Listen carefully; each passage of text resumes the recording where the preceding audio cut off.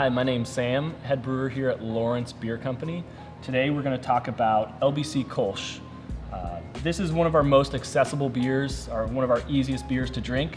So in front of house trainings, I oftentimes tell our staff to recommend this beer to people that don't like craft beer or only drink light lagers. But I think that sells this beer short.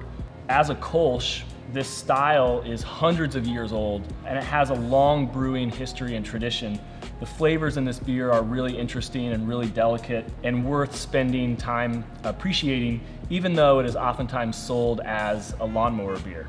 I think one of the things that makes this beer interesting is that it sits at a crossroads of American beer. Over the past 10 or 15 years, we've come to expect American craft brewers to be really bold and innovative, even so far as pushing the boundaries of what beer is and challenging consumers' palates. On the other hand, you have what I think truly embodies a craft product in a beer that has a brewing tradition that stretches back for hundreds of years.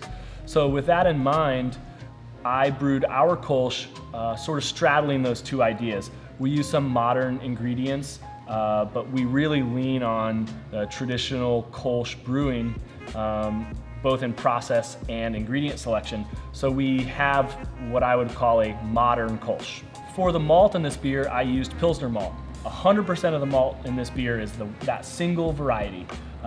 Rather than writing a really complicated recipe, I'm relying on one really delicious ingredient to create the flavors that I want. So the Pilsner malt in this beer is going to create a really dry base, slightly bready, but really elegant and simple. For the hops, we're using Mandarina. That's where this beer sort of has a modern twist. Mandarina hops are a newer variety. They're not a noble variety, not something that Kölsch beer would traditionally be used with, but we use Mandarina to provide, as the name of the hop suggests, a little bit of orange or tangerine character. So the idea being we have this really clean, simple malt bill, and we give the beer a little bit of citrus flavors from the hops. So we have a really simple, elegant malt bill. The hops will add a little bit of citrus, tangerine character, but the essence of this beer comes from the yeast, and we use a Kölsch yeast. Kölsch yeast is really a hybrid yeast.